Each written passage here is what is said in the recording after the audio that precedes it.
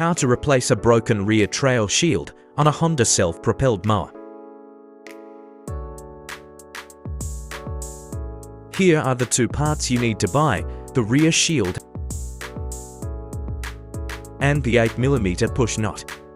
Remove both rear wheels with a 14mm socket.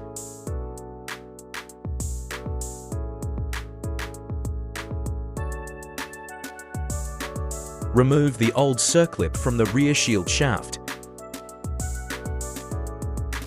Pull out the old shaft and throw away the broken rear shield.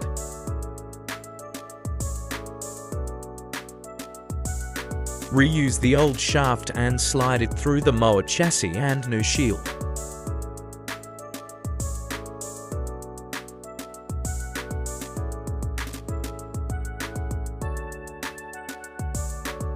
On the right-hand side, clamp the shaft to the mower chassis. Get the push nut and hit it over the end of the shaft on the left-hand side. A good tip is to find a socket that will snugly fit the push nut. Then hit the socket with a hammer to drive the nut home.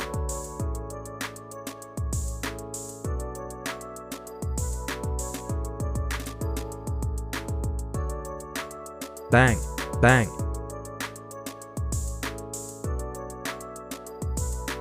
Reattach the rear wheels and then you are done. The rear trail shield is important as the vacuum effect of the mower works much better when installed. It also reduces debris from flicking out when mowing, and it also leaves a nice finish on the grass when cut. Please make sure to like and subscribe to my channel to help it grow and help out more people.